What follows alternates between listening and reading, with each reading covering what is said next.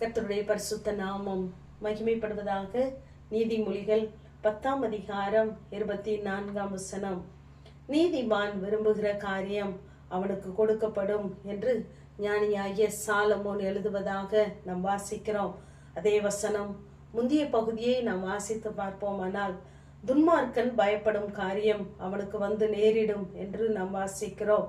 நாம் ஒரு காரியத்தை குறித்து பயந்திருக்கிறோமா அல்லது தேவ சமூகத்திலே நாம் வைத்திருக்கிறோமா என்று நாம் சிந்தித்து பார்க்க வேண்டும்.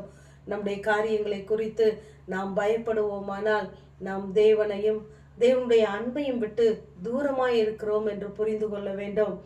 நம்முடைய வாழ்க்கையிலே நாம் விரும்புகிற, நாம் எதிர்பார்க்கிற காரியங்கள் நிச்சயமாகவே நமக்கு கொடுக்கப்படும் என்று தேவ சமூகத்திலே நாம் அறிக்கையிடுவோமானால், நாம் காத்திருப்போமானால் நிச்சயமாகவே நாம் பெற்றுக்கொள்ளுவோம். ஏனென்றால் மரணமும் ஜீவனும் நம்முடைய நாவின் அதிகாரத்தில் தான் தேவன் வைத்திருக்கிறார். நமக்கு வேண்டிய ஜீவனும் சத்துருவுக்கு வேண்டிய மரணமும் நம்முடைய வாயின் வார்த்தையிலே அறிக்கையில் தான் இருக்கிறது. ஆகவே நாம் தேவனிடத்திலே பயமில்லாமல் பூரண அன்புள்ளவர்களாய் தெய்வ சமூகத்திலே நம்முடைய காரியங்கள் நிச்சயமாகவே நிறைவேறும் என்று காத்திருப்போமானால் நிச்சயமாகவே தேவன் நமக்கு அருள் செய்வார். இந்த வார்த்தையை சொன்ன சாலமோன் கர்த்தரிடத்திலே மிகவும் அன்பு கூர்ந்தவனாய் இருந்தான் என்று 1 ராஜாக்கள் 3ஆம் அதிகாரம் 3ஆம் வசனத்திலே வாசிக்கிறோம். அவன் அன்பு கூர்ந்தவன். அங்கு பலிகளை செலுத்தினான். 1000 சர்வாங்க தகன பலிகளை செலுத்தின பின்பு அங்கு தேவன் ராத்திரியிலே சொப்பனத்திலே தரிசனமாகி கேட்கிறார். நீ விரும்புகிறதை என்னிடத்திலே கேள் என்கிறார்.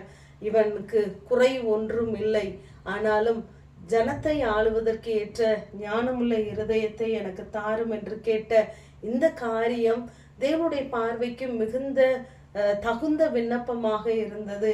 ஆகவே நாம் தேவ சமூகத்திலே எதை கேட்கிறோம் என்பதை நாம் புரிந்து கொள்ள வேண்டும். பிலிப்பியர் 2ஆம் அதிகாரம் 13ஆம் வசனத்திலே, தேவனே தம்முடைய தயவுள்ள சித்தத்தின்படி விருப்பத்தையும் செய்கையையும் நம்மில் உண்டாக்குகிறவராய் இருக்கிறார் என்று வாசிக்கிறோம். நாம் நீதிமான்களாய் கர்த்தருடைய பிள்ளைகளாய் இருப்போமானால் நிச்சயமாகவே தேவனுடைய தயவுள்ள சித்தமே நம்முடைய விருப்பமாய் நம்முடைய செய்கையாய் இருக்கும். அது நிச்சயமாகவே தேவ சமூகத்திலிருந்து நமக்கு கொடுக்கப்படும். ஆகவே நாம் எந்த சூழ்நிலைகளை பார்த்து பயந்து போகாதபடி கர்த்தருடைய சித்தத்திற்கு அர்ப்பணித்து நாம் காத்திருப்போம். நிச்சயமாகவே நீங்கள் பெற்றுக்கொள்வீர்கள். இங்கு யோவான் 5ஆம் அதிகாரத்திலே நாம் வாசித்து பார்க்கும் பொழுது 38 வருடம் வியாதியா இருக்கிற ஒரு மனுஷன் அங்கே இருக்கிறார். நமக்கு அற்புதங்களை செய்வதற்கு தேவனுக்கு எந்த கஷ்டமும் இல்லை, யாருடைய உதவியும் தேவையில்லை. நம்மை மீட்பதற்காகவே, நம்மை அவர் தெரிந்து கொள்வதற்காகவே, நம்மை அவருடைய பிள்ளையாய் மாற்றுவதற்காகவே அவர் பாடுகளை அனுபவித்தார். அவருக்கு அற்புதம் செய்வது மிகவும் லேசான காரியம். இங்கு 38 வருடமாய் காத்திருக்கிற வியாதியா இருக்கிற மனிதனை அங்கு இயேசு தேடி வந்து கேட்கிறார்.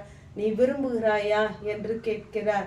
ஏனென்றால் அவன் வெகு காலமாய் வியாதியா இருக்கிறான் என்று அவர் காண்கிறார். அவனை குறித்து அறிகிறார். அவனிடத்திலே போய் கேட்கிறார். ஏனென்றால் அவனுடைய எல்லா எதிர்பார்ப்பும் நஷ்டமடைந்தவனாய் இருக்கிறான். இதையெல்லாம் தேவன் பார்த்து கொண்டே இருக்கிறார். அவருடைய பார்வையிலே நாம் எப்படிப்பட்டவர்கள் என்பதை அவர் அறிந்து கொள்ளுகிறார்.